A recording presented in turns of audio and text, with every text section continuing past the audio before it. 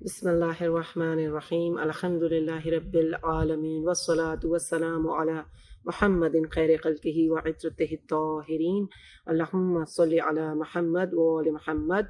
شہر مقدسکم سے آپ سب کی خدمت میں سلام پیش کرتی ہوں۔ ماہ رمضان المبارک کا بابرکت بعظمت مہینہ ہم سب کے درمیان موجود ہے۔ خدا ہم سب کو اس ماہ کی عظمتیں، برکتیں، سعادتیں، فضیلتیں حاصل کرنے کی توفیق اور سعادت نصیب فرمائے۔ ماہ رمضان المبارک کا بہترین عمل کون سا ہے؟ ہم ماہ رمضان المبارک میں بہت سارے اعمال انجام دیتے ہیں، بہت سارے اعمال کتابوں میں موجود ہیں، ریکمینڈڈ ہیں، لیکن ماہ رمضان کا سب سے بہترین عمل کون سا ہے؟ جب یہ سوال ہمارے پاس روایت موجود ہے رسول اکرم صلی اللہ علیہ وآلہ وسلم سے مولا متقیان علی بن ابی طالب نے کیا۔ رسول نے ارشاد فرمایا کہ ماہ مبارک رمضان کا بہترین عمل ہے گناہوں سے بچنا۔ یعنی اگر ماہ رمضان مبارک میں ہم واجبات کی ادائیگی کے ساتھ گناہوں سے خود کو بچاتے ہیں تو ہم تقوی کو حاصل کرنے میں کامیاب ہو سکتے ہیں، اور پھر پورے سال ہمیں یہ کوشش کرنی ہے کہ ہم اس تقوی کی حفاظت کریں۔ اور آج 10 ماہ رمضان مبارک کا دن ہے۔ یہ وہ دن ہے جس کی نسبت ایک خاص ہستی سے ہے۔ بقول شاعر، سر فہرست صداقت تیرا نام آج بھی ہے، تیرا فرزند زمانے کا امام آج بھی ہے، وہ تھے عنوان سفر اور یہ تیری منزل ہے، تیرے ماضی سے بھی روشن تیرا مستقبل ہے، اور اتنا سا معجزہ بھی تیرے حق میں نیک ہے، اب بھی تیرا حسین زمانے میں ایک ہے۔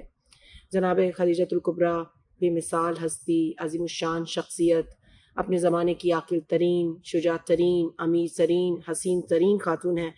بی بی خدیجۃ الکبریٰ جو رسول اکرم کی وزیر بھی ہیں، محبوبۃ الرسول بھی ہیں، مشاورت الرسول بھی ہیں، یعنی رسول اکرم کو مشورہ دینے والی، ناصرۃ الرسول، رسول اکرم کی مددگار، رسول کے دل کی قوت، ام البتول، محسن الاعظم، سید العفائف بی بی خدیجۃ الکبریٰ کہ جو محسن رسول ہونے کے ساتھ ساتھ محسن اسلام بھی ہیں۔ رسول اکرم صلی اللہ علیہ وآلہ وسلم کے جملے ہیں، کون ختیجہ کے جیسا ہو سکتا ہے؟ کس کا مقایسہ، کس کا کمپیریزن جناب خدیجۃ الکبریٰ کے ساتھ ہو سکتا ہے؟ ختیجہ نے اس وقت میری تصدیق کی تھی جب لوگ مجھے جھٹلا رہے تھے، جب لوگ میری تکذیب کر رہے تھے۔ دین کی پیش رفت میں میری مددگار ہیں، اور انہوں نے اپنی تمام ثروت، تمام مال و دولت راہ خدا میں قربان کر دی۔ وَوَجَدَكَ عَائِلًا فَأَغْنَىٰ، اس آیت کا مصداق شہزادی خدیجۃ الکبریٰ کی ذات ہے۔ جب رسول اکرم صلی اللہ علیہ وآلہ وسلم سے ازدواج ہوا، فوراً فرمایا، یا رسول اللہ، یہ مال آپ کا ہے، یہ گھر آپ کا ہے، اور میں آپ کی کنیز ہوں۔ خلیفہ اول کہتے ہیں کہ دولت کے، سونے چاندی کے انبار لگ گئے، اتنا مال دیا کہ گویا ایک دیوار بن گئی۔ جو اس طرف تھا وہ اس طرف نہیں دیکھ سکتا تھا، جو اس طرف تھا وہ اس طرف نہیں دیکھ سکتا تھا۔ اتنا سونا چاندی، درہم و دینار تھا کہ دختر ہے تیری چادر تطہیر کی مالک، شوہر ہے تیرا بولتا قرآن ختیجہ، اسلام کی تبلیغ میں زر تیرا نہ لگتا، یہ دین نہ چڑھتا کبھی پروان ختیجہ۔ وہ زمانہ جاہلیت کہ جس میں انفاق کرنے کا ٹرینڈ نہیں تھا، بی بی نے اس زمانے میں اپنا مال انفاق کیا، اپنا مال راہ خدا میں خرچ کیا، اس زمانے میں کہ جب لوگ غریبوں کو کھانا نہیں کھلاتے تھے۔ یہ بی بی کا گھر تھا جہاں غریبوں کے لیے دسترخوان لگتا تھا۔ ام الصالح کہلائیں، غریبوں کی پناہ گاہ، بے نواؤں کی پناہ گاہ، لوگوں کو پکارا جاتا تھا، 3 وقت دسترخوان لگتا تھا۔ کوئی نادار ہے، کوئی بھوکا ہے تو آئے اور اپنے شکم کو سیر کرے، اپنے پیٹ کو بھرے۔ کس کے گھر سے؟ ملکۃ العرب جناب خدیجۃ الکبریٰ کے گھر سے۔ اگر سوال کیا جائے کہ مکے میں خانہ کعبہ کے بعد سب سے افضل ترین گھر کون سا ہے، شیعہ سنی علماء کا اتفاق ہے کہ مکہ مکرمہ میں خانہ کعبہ کے بعد سب سے افضل ترین گھر شہزادی خدیجۃ الکبریٰ کا گھر ہے۔ اور 1985 تک پاکستان کی گورنمنٹ جو کتاب دیتی تھی اس میں یہ مینشن ہوتا تھا کہ سب سے افضل ترین گھر مکے میں خانہ کعبہ کے بعد جناب خدیجۃ الکبریٰ کا گھر ہے۔ 1985 تک یہ گھر موجود تھا، اور پھر اس کے بعد اس کو توڑ کر صحن بنا دیا گیا۔ عزیزہ رحمان، بی بی کی شخصیت کے حوالے سے، بی بی کے فضائل کے حوالے سے بہت کچھ بیان کیا جاتا رہا، بہت کچھ بیان کیا جا رہا ہے، لیکن جتنا بھی بیان کیا جائے بی بی کی ذات، بی بی کی عظمت، بی بی کی شخصیت کو بیان نہیں کیا جا سکتا۔ مختصراً بی بی کی فضیلت میں چند جملے آپ کی خدمت میں عرض کروں۔ ائمہ اطہار علیہ السلام نے اپنا تعارف جس شخصیت کے ذریعے سے کروایا وہ بی بی کی ذات ہے۔ امام حسین نے روز عاشور یزیدی فوج کے سامنے اپنا تعارف جب کروایا تو امام نے فرمایا، کیا تم لوگ نہیں جانتے کہ میری جدہ ختیجہ بنت خویلد ہیں؟ امام سجاد نے دربار یزید میں حاضرین کے سامنے اپنا تعارف کروایا کہ میں خدیجۃ الکبریٰ کا بیٹا ہوں، اور دعائے ندوہ جو امام زمان سے منسوب ہے اس میں ہم پڑھتے ہیں کہ جناب خدیجہ عظمت والی بی بی کے بیٹے کہاں ہیں۔ بی بی خدیجہ کون ہے؟ اسلام کی سب سے پہلی مسلم خاتون ہونے کا شرف بی بی کو ملا، سب سے پہلی نماز گزار خاتون بی بی کی ذات ہے، ولایت علی کو تسلیم کرنے والی ذات شہزادی کی ذات ہے، سب سے پہلے شہزادی جنہوں نے جنت کے انگور تناول فرمائے، جنت کی افضل ترین خاتون بے مثال بیوی شہزادی کی ذات ہے۔ رسول اکرم نے اپنی بیٹی سے فرمایا، اے بیٹی تمہاری ماں خدیجہ کو خداوند عالم نے نور امامت کا ظرف قرار دیا، جب تک آپ زندہ رہیں رسول نے دوسری شادی نہیں کی۔ یہ شہزادی کی عظمت ہے، یہ شہزادی کی فضیلت ہے، عقیلہ قریش کوثر کا صدف شہزادی کی ذات ہے۔ رسول حضرت خدیجہ کے ذریعے سے صاحب اولاد ہوئے، خدا نے فرزند دیے، 2 بیٹے قاسم اور عبداللہ، 1 بیٹی حضرت فاطمہ الزہرا سلام اللہ علیہ۔ بیٹے اس دنیا سے رخصت ہو گئے لیکن بیٹی سے اس کائنات کا چشمہ جاری ہوا۔ ام الائمہ شہزادی ملکۃ العرب جناب خدیجۃ الکبریٰ کی دختر ہے۔ ائمہ کے نزدیک، خدا کے نزدیک شہزادی کی عظمت و بزرگی بہت ہے۔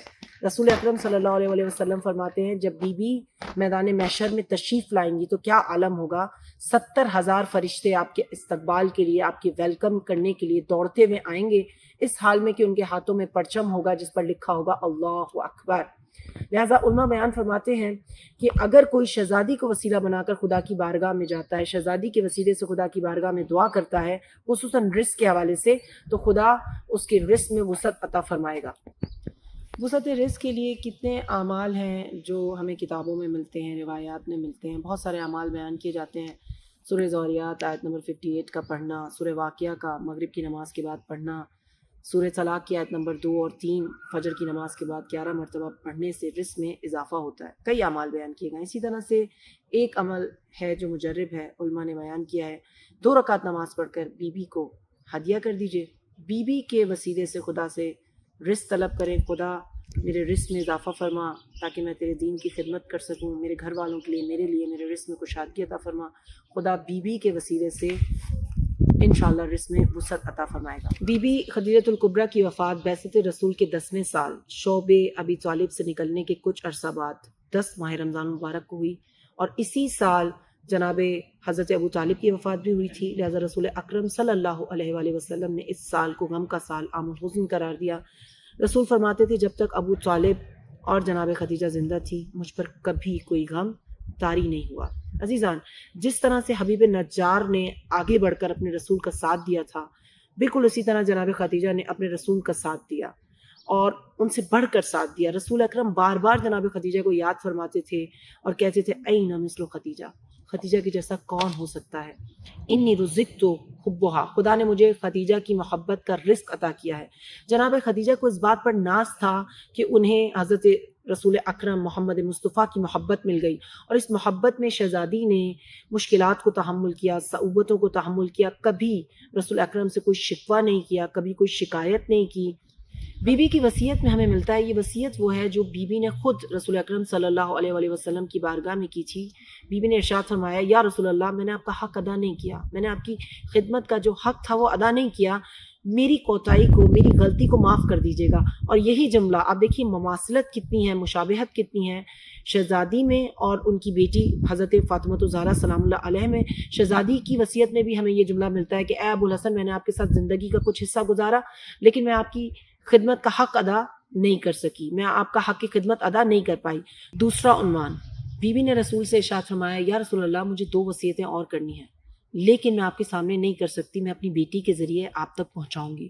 شہزادی نے اپنی بیٹی سے ارشاد فرمایا، بی بی نے اپنی بیٹی سے فرمایا، اے میری بیٹی، جا کر اپنے بابا سے کہہ دو کہ وہ لباس جس میں وحی نازل ہوتی تھی، وہ لباس، وہ پیرہن کفن کے طور پر مجھے عنایت کر دیں۔ آپ دیکھیے شہزادی کی ذات ہے جنہوں نے اپنی ساری دولت خدا کی راہ میں انفاق کر دی، وہ بی بی کہ جن کے پاس 80,000 اونٹ تھے، جن کے ذریعے سے مختلف ممالک میں، 4 ممالک میں تجارت کیا کرتی تھی، بزنس لیڈی ہیں شہزادی۔ آخری وقت میں بی بی کے پاس ایک کفن نہیں تھا، اور یہ بی بی کی عظمت ہے کہ بی بی کو رسول کی طرف سے کفن ملا اور ایک کفن بی بی کے لیے جنت سے خدا نے بھیجا۔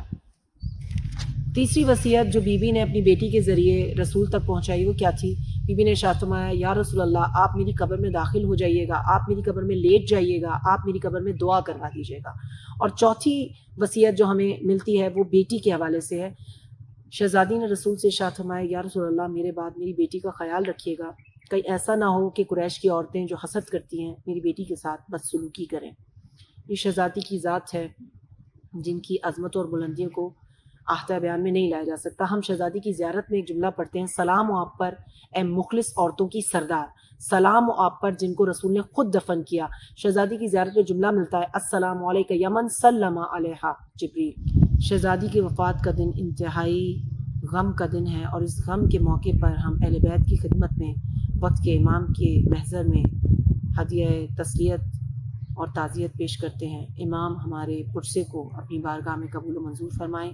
والسلام علیکم ورحمۃ اللہ وبرکاتہ۔